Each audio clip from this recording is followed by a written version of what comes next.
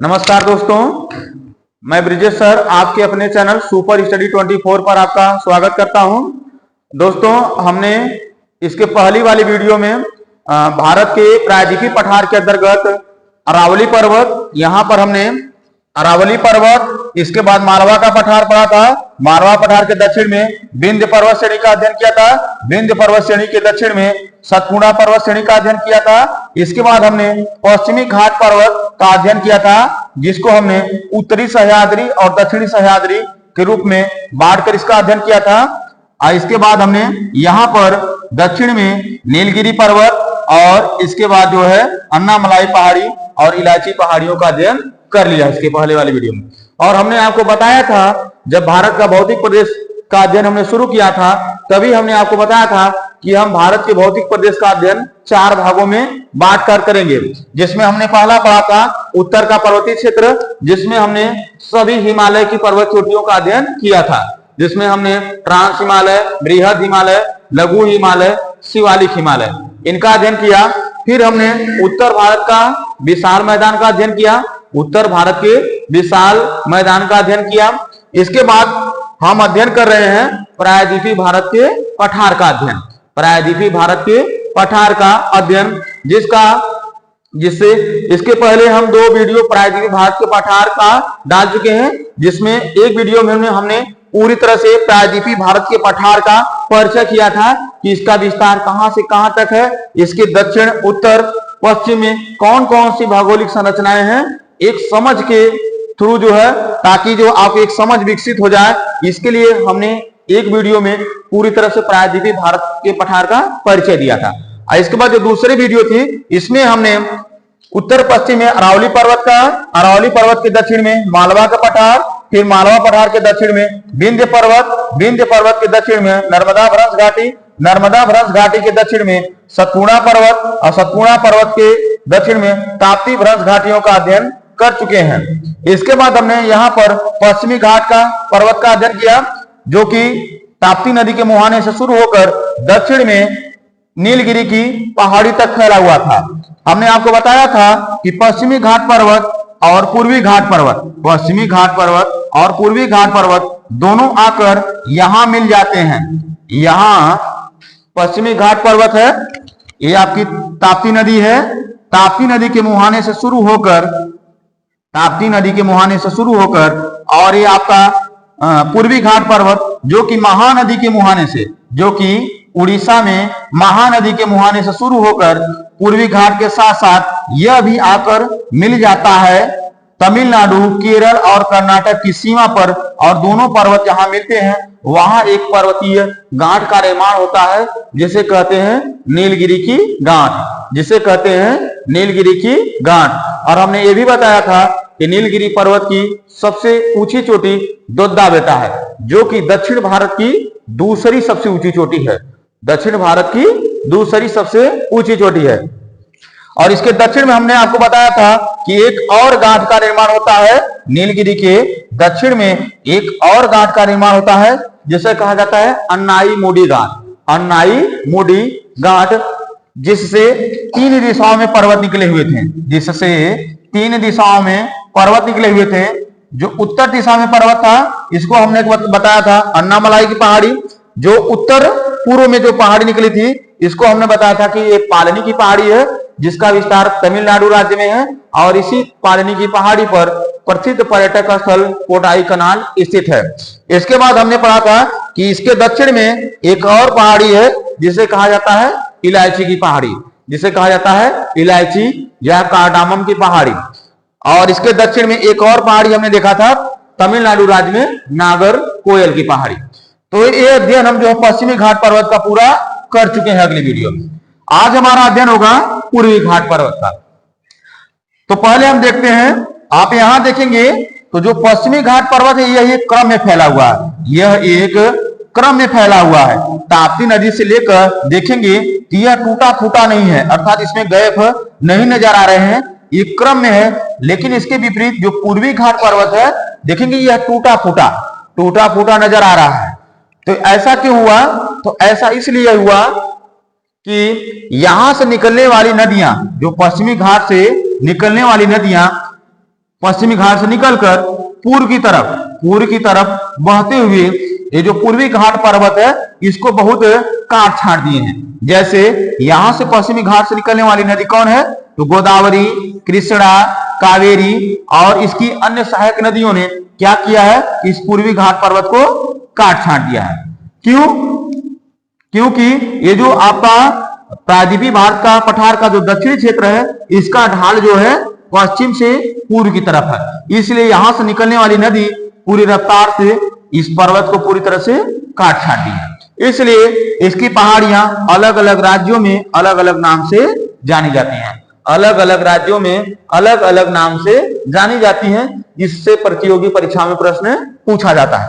तो हम देखते हैं इसकी कौन कौन सी पहाड़ी हैं और किस किस यह राज्य में है। तो आगे बढ़ते हैं। तो पहले यहां हम अध्ययन कर लेते हैं पश्चिमी घाट पर्वत के पूर्व में एक पठार है जिसे बोलते हैं कर्नाटक का पठार, जिसे बोलते हैं कर्नाटक का पठार। और इस कर्नाटक के पठार में एक पहाड़ी मिलती है जिससे प्रश्न पूछा जाता है, इसका नाम है बाबा बुदन की पहाड़ी। इसका नाम है बाबा बुदन की पहाड़ी और यह कॉफी उत्पादन के लिए प्रसिद्ध है। इस पहाड़ी के क्षेत्र में कॉफी का उत्पादन किया जाता है और आप जानते हैं कर्नाटक राज्य कॉफी के उत्पादन में पहला राज्य है, कॉफी उत्पादन में प्रथम राज्य है। आगे बढ़ते हैं। तो यहां आपको कुछ पर्वत श्रृंखलाएं दिखाई दे रही हैं, 4 पर्वत श्रृंखला आपको दिखाई दे रही है जो कि चारों तमिलनाडु राज्य में है। और एक पर्वत श्रृंखला दिखाई दे रही है जवादी पर्वत श्रेणी की, जवादी जो पहाड़ी, इसके पश्चिम में एक और पर्वत श्रेणी दिखाई दे रही है जिनसे प्रश्न पूछा जाता है। तो इनका अगर हम दक्षिण से उत्तर की तरफ क्रम देखें, दक्षिण से उत्तर की तरफ क्रम देखें तो सबसे दक्षिण में है, इसका नाम है सिरुमलाई। इसके अगर चलते हैं उत्तर में, इसका नाम है पंचई मलाई। और इसके उत्तर में चलते हैं तो यह है सेवाराय और इसके उत्तर में चलते हैं तो पहाड़ी है जवादी। और दोस्तों ये जो जवादी और सेवाराय पहाड़ियां हैं इनको दोनों को एक साथ ही पूछ देता है कि जवादी और सेवाराय नामक पहाड़ियां किस राज्य में स्थित हैं, और ये भी पूछता है कि जवादी और सेवाराय नामक पहाड़ियां किस पर्वत का हिस्सा है। तो ये किसका हिस्सा है, पूर्वी घाट, पूर्वी घाट पर्वत का हिस्सा है जवादी और सेवाराय। तो यहां देखिएगा 2 मलाई, जो भी सिरू मलाई है, एक पंचई मलाई है। तो 2 मलाई जो है ये सब कहां है, तमिलनाडु राज्य में है। आगे बढ़ते हैं। तो सेवाराय और जवादी ये भी दोनों पहाड़ियां किस राज्य में है, तमिलनाडु में है। और किसके अंतर्गत आती है, तो पूर्वी घाट के अंतर्गत। किसके अंतर्गत, पूर्वी घाट के अंतर्गत। जवादी पहाड़ी के पश्चिम में एक और पहाड़ी दिखाई दे रही है, जवादी पहाड़ी के पश्चिम में और कर्नाटक की सीमा पर, कर्नाटक की सीमा पर बेंगलोर का जो पठार है, बेंगलुरु का पठार, इसके पूर्व में एक पहाड़ी है तमिलनाडु राज्य में जिसे बोलते हैं मेलागिरी की पहाड़ी, जिसे बोलते हैं मेलागिरी की पहाड़ी। किस राज्य में है, तो तमिलनाडु राज्य में है। आगे बढ़ते हैं। और ये जितनी भी पहाड़ियां थी, 5 पहाड़ियां, ये सारी आपके तमिलनाडु राज्य में है, ये सभी तमिलनाडु राज्य में है। जवादी के उत्तर में चलते हैं, जवादी के पहाड़ी के उत्तर में चलते हैं। यहां आपको 4 पहाड़ियां दिखाई दे रही हैं, यहां आपको 4 पहाड़ियां दिखाई दे रही हैं जिनका क्रम है, सबसे इधर देखेंगे दक्षिण में एक पहाड़ी है नागरी पहाड़ी, एक पहाड़ी है नागरी पहाड़ी। और ये सारी पहाड़ियां आपको मिलेंगी आंध्र प्रदेश में, ये सारी पहाड़ियां आपको मिलेंगी आंध्र प्रदेश राज्य में। कहां मिलेंगी, आंध्र प्रदेश राज्य में। कौन कौन है, एक नागरी पहाड़ी, वेलिकोंडा, वेलिकोंडा किधर आएंगे, एक है पालकोंडा, एक है पालकोंडा, एक है वेलिकोंडा और एक है नल्ला मलाई, एक है नल्ला मलाई। दोस्तों ये देखिएगा, ये नल्ला मलाई पहाड़ी ये अलग पहाड़ी है जो कि पूर्वी घाट के अंतर्गत आंध्र प्रदेश राज्य में आती है। ये अन्ना मलाई पहाड़ी है जो है ये पश्चिमी घाट, इधर देखिएगा पश्चिमी घाट में ये जो अन्नाई मुदी घाट है इसके अंतर्गत केरल राज्य में आती है, यह केरल राज्य में आती है। लेकिन ये नल्ला मलाई पहाड़ी जो है यह आंध्र प्रदेश राज्य में है, यह आंध्र प्रदेश राज्य में है। तो 4 पहाड़ियां नागरी, वेलिकोंडा, पालकोंडा और नल्ला मलाई, ये पहाड़ियां कहां हैं, आंध्र प्रदेश राज्य में। और इसी आंध्र प्रदेश में एक जिला इसका विशाखापत्तनम। विशाखापत्तनम में ही इसकी सबसे ऊंची चोटी, पूर्वी घाट की सबसे ऊंची चोटी है, जिसका नाम है जिंदगड़ा। जिसका नाम है जिंदगड़ा, जिसकी ऊंचाई है 1680 मीटर। जिसकी ऊंचाई है 1680 मीटर। इसे विशाखापत्तनम चोटी के नाम से जानते हैं। इसे विशाखापत्तनम चोटी के नाम से भी जानते हैं, जिसकी ऊंचाई है 1680 मीटर। क्या नाम है इसको और जानते हैं? विशाखापत्तनम। विशाखापत्तनम चोटी के नाम से। तो यह देखिएगा, जो विशाखापत्तनम चोटी है यह पूर्वी घाट की सबसे ऊंची चोटी है। पूर्वी घाट की सबसे ऊंची चोटी है, जिसकी ऊंचाई है 1680 मीटर। जिसकी ऊंचाई है 1680 मीटर। इसके उत्तर में बढ़ते हैं। नल्लामलाई पहाड़ी के उत्तर में एक पहाड़ी और मिलेगी। ये मिलेगी आपकी उड़ीसा राज्य में। यह मिलेगी उड़ीसा राज्य में। और उड़ीसा राज्य में पूर्वी घाट के अंतर्गत एक चोटी आती है, जिसको बोलते हैं महेंद्रगिरी। यहां पर लिखा हुआ है, जिसको बोलते हैं महेंद्रगिरी। और महेंद्रगिरी की ऊंचाई है 1501 मीटर। महेंद्रगिरी की ऊंचाई है 1501 मीटर, जो कि पूर्वी घाट की सबसे ऊंची चोटी है। पूर्वी घाट की सबसे ऊंची चोटी है।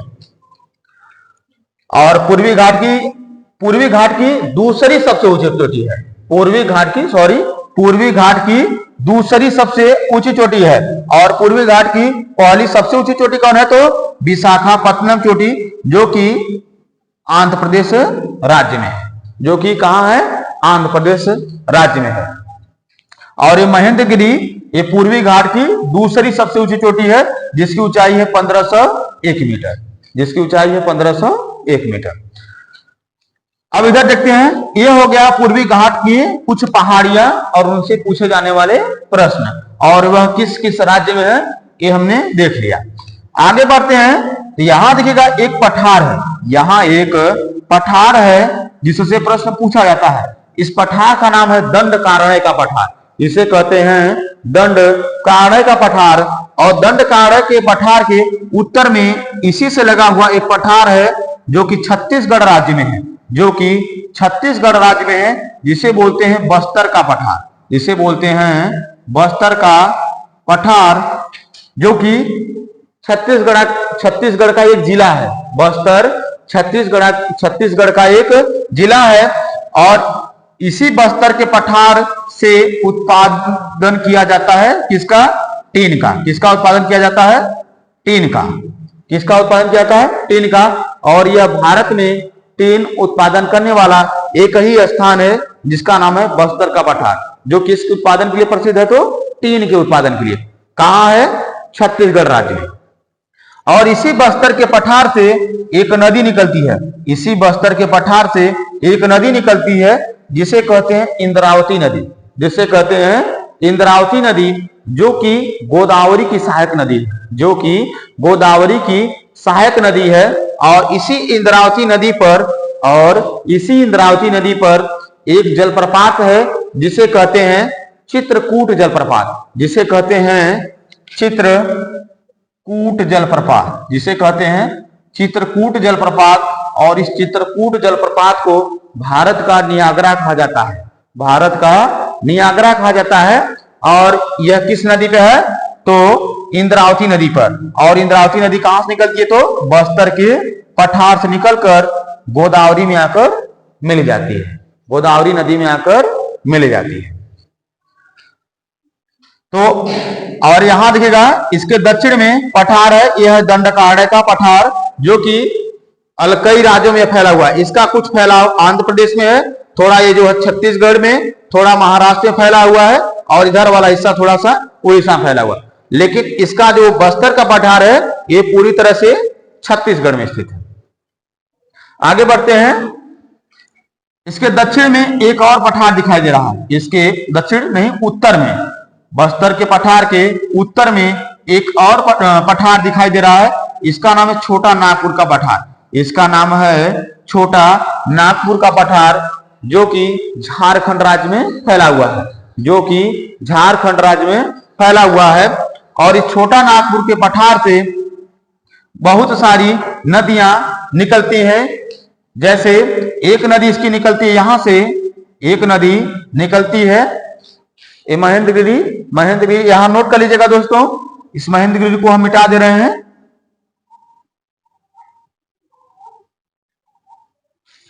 यहां से देखिएगा, बस छोटा नागपुर के पठार से एक नदी निकलती है जिसे कहते हैं दामोदर नदी, जिसे कहते हैं दामोदर नदी। और यह दामोदर नदी समुद्र में जाने से पहले ही एक गंगा की शाखा आती है यहां से निकलकर, जिसे कहते हैं हुगली नदी। हुगली नदी में मिल जाती है। अर्थात जो दामोदर नदी है यह अपना जल सीधा जो है समुद्र में न गिराकर हुगली नदी के माध्यम से गिराती है। और हुगली जो है एक गंगा की ही जो है एक शाखा है जो इससे अलग हो जाती है। और एक नदी इससे निकलती है जिसे बोलते हैं स्वर्ण रेखा नदी, जिसे बोलते हैं स्वर्ण रेखा नदी, जो झारखंड उड़ीसा राज्यों में बहते हुए बंगाल की खाड़ी में अपना जल गिराती है। और एक नदी इसी से निकलती है छोटा नागपुर के पठार से ही, पास से ही, जिसे बोलते हैं ब्राह्मणी नदी। इसका ब्राह्मणी नदी का अध्ययन हमने कर लिया था, बताया था कि ब्राह्मणी नदी के मुहाने पर एक द्वीप है जिसे कहा जाता है व्हीलर द्वीप, जिसे कहते हैं व्हीलर द्वीप। और वर्तमान में उस द्वीप का नाम है अब्दुल कलाम द्वीप, जिसका नाम है अब्दुल कलाम द्वीप। इससे कितनी नदी निकली? दामोदर नदी, और एक नदी निकली स्वर्ण रेखा नदी, और एक नदी और निकली जिसका नाम है ब्राह्मणी नदी। एक नदी जो निकली ब्राह्मणी नदी। और छोटा नागपुर का पठार देखिएगा, यह खनिज संपदा से क्या है? संपन्न है। अर्थात यहाँ खनिज जो है बहुत मात्रा में भरे पड़े हैं, इसलिए छोटा नागपुर के पठार को भारत का रूर प्रदेश कहा जाता है। भारत का रूर प्रदेश कहा जाता है। ये जो रूर प्रदेश है यह एक जर्मनी का प्रदेश है। रूर और राइन नदियों के बीच का एक क्षेत्र है जर्मनी में, जो कि खनिज संपदा से भरा पड़ा है। और उसी की तुलना जो है की जाती है भारत के छोटा नागपुर के पठार से। तो इसे क्या कहा जाता है? भारत का रूर प्रदेश। किस पठार को? छोटा नागपुर के पठार को। आगे बढ़ते हैं तो छोटा नागपुर के पठार के उत्तर पश्चिम सिरे में इसी से लगाई हुई एक पहाड़ी है जिसे कहा जाता है राजमहल की पहाड़ी, जिसे कहा जाता है राजमहल की पहाड़ी। और इसका फैलाव हो गया है मेघालय तक फैल गया है, जिसे कहते हैं शिलांग का पठार, जिसे कहते हैं शिलांग का पठार। आप देख रहे हैं कि जो राजमहल पहाड़ी है इसका विस्तार यहां तक, इसके बाद यहां बीच में ये जो आपका जो राजमहल की पहाड़ी है जिसका विस्तार हो गया है मेघालय तक, और बीच में यह गायब हो गई है, बीच में यह विलुप्त हो गई है। ऐसा कैसे हुआ? यह भ्रंश के कारण बीच में क्षेत्र जो है ये नीचे धंस गया, और गंगा और ब्रह्मपुत्र नदियों ने क्या किया? इस गैप को भरकर एक मैदान के रूप में बदल दिया गया। लेकिन यही जो हिस्सा है ये उत्तर पूर्व में जाने के बाद यहां दिखाई देता है मेघालय राज्य में, जिसे कहा जाता है शिलांग का पठार, जिसके अंतर्गत 3 पर्वत श्रेणियां आती हैं मेघालय राज्य में। जिसमें सबसे इधर जो आपका पश्चिमी इसे बोलते हैं गारो, मध्य में जो बोलते हैं इसे खासी, जो सबसे पूर्व में इसे बोलते हैं जयंतिया। तो गारो, खासी और जयंतिया पहाड़ी ये तीनों किस राज्य में है? तो ये तीनों मेघालय राज्य में। ये कहां है? मेघालय राज्य में। और इसी खासी पहाड़ी पर स्थित है मेघालय की राजधानी शिलांग। और गारो, खासी, जयंतिया जो पहाड़ियां हैं, जो इनकी सबसे ऊंची चोटी है, इसको बोलते हैं नोकरेक। यहां है, इसको बोलते हैं नोकरेक, जो कि खासी पहाड़ी पर स्थित है। कहां है? खासी पहाड़ी पर स्थित है। आगे बढ़ते हैं तो 2 पहाड़ियां आपको असम राज्य में दिखाई देंगी, जो कि प्रायद्वीपीय पठार का ही विस्तार है। एक पहाड़ी है असम में, इसको बोलते हैं मिकिर, और एक पहाड़ी इसको बोलते हैं रेगमा। इसे बोलते हैं रेगमा, मिकिर और रेंगमा पहाड़ी। तो ये हो गया दोस्तों पूर्वी घाट पर्वत। इसमें कौन कौन सी पहाड़ी हैं, कौन कौन से पठार हैं, और इनसे क्या क्या प्रश्न पूछे जाते हैं, ये हमने देखा। और आज आपका समाप्त हो जाता है प्रायद्वीपीय भारत का पठार, प्रायद्वीपीय भारत का पठार समाप्त हो जाता है। अब अगला अध्ययन हम करेंगे, मैदान। द्वीप तो हम पढ़ चुके हैं, द्वीप इसके पहले इसका हम अध्ययन कर चुके हैं। भारत के हमने सभी द्वीपों का अध्ययन दो हिस्सों में बांटकर किया। पहले हमने बंगाल की खाड़ी में स्थित सभी द्वीपों का अध्ययन किया था, इसके बाद हमने अरब सागर में स्थित सभी द्वीपों का अध्ययन कर लिया है। तो यहाँ एक बच गया है तटवर्ती मैदान, तटवर्ती मैदान और भारत की सभी झीलों का अध्ययन। तटवर्ती मैदान और भारत के सभी झीलों का अध्ययन अगली वीडियो में करेंगे। तो मिलते हैं दोस्तों अगली वीडियो में, तब तक के लिए धन्यवाद।